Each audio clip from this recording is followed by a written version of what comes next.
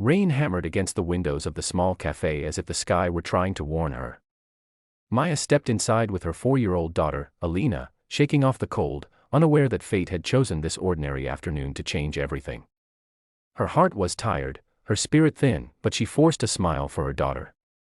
She never wanted the little girl to feel the heaviness of the life they had been surviving since the divorce. Across the cafe, seated in the far corner, was Adrian Knight, the man she once loved with her whole soul, the man she walked away from to protect herself, and the billionaire the world admired but she barely recognized anymore.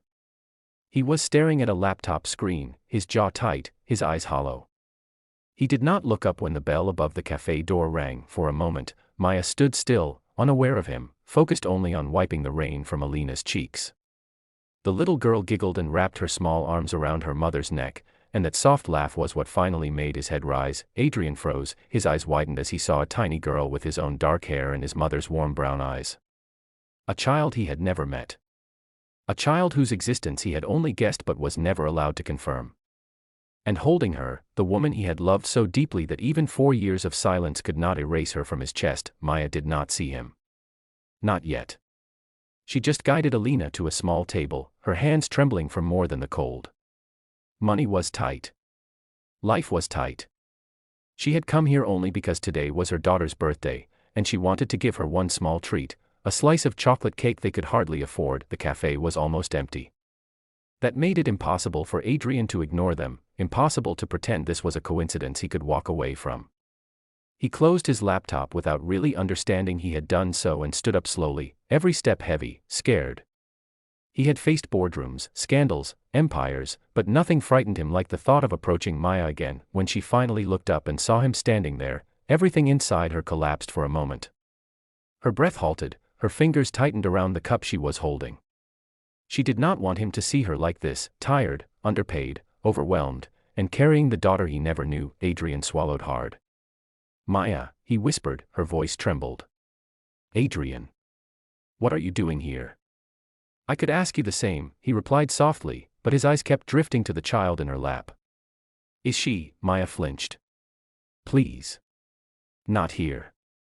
But Alina looked up at the tall stranger with innocent curiosity. Mama, who is he? Maya opened her mouth to answer, but her voice cracked before the words could form. Adrian knelt down to the girl's height, his hands shaking more than he expected. I was a friend of your mother's, he said gently, though the word friend tasted painfully small. What's your name?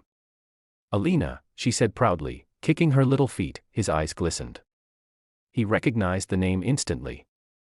It was the one he had once suggested if they ever had a daughter. Maya watched him carefully. This was the moment she had feared since the day she walked out of their mansion with nothing but her dignity and an unborn child. The world thought she had left him for money, for fame, for some opportunity.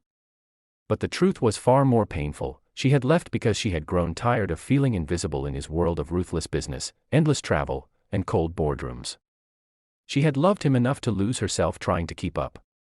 And when she realized their child would grow up in the same loneliness, she made a choice that broke her heart but saved her soul. She expected anger, accusation, fury. But Adrian's eyes were filled only with aching regret. Maya, he whispered, is she mine? Maya looked down. Yes.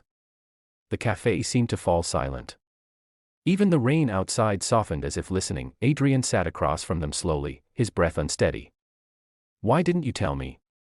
Maya felt her chest tighten. Because I knew the life you lived. I knew the pressure, the expectations. I didn't want her to become another weapon people used against you. And I didn't think I had a place beside you anymore. He shook his head. You were my only place. She blinked away the sting of tears. It sounded beautiful, now.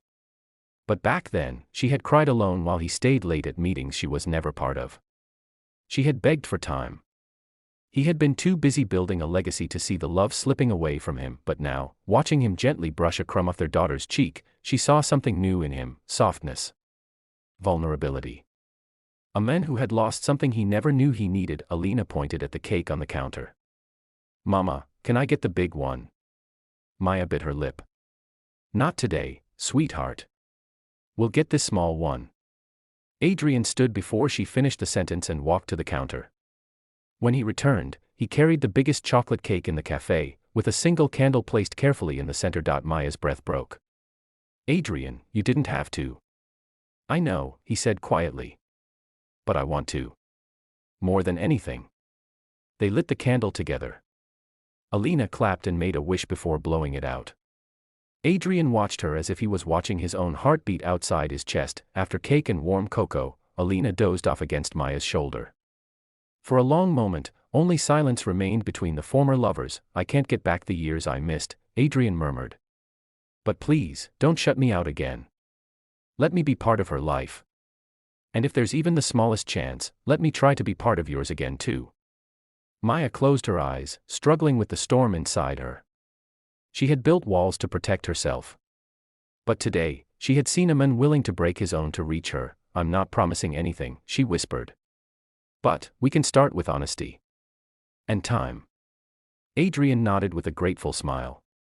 Then that's more than I deserve. And everything I hoped for. He reached out hesitantly, and for the first time in 4 years, Maya let him gently place his hand over hers. Outside, the rain finally stopped. Inside the small cafe, a broken family took the first step toward healing, proof that sometimes life gives second chances, not to erase the past but to rewrite the future with deeper love, softer hearts, and the courage to begin again.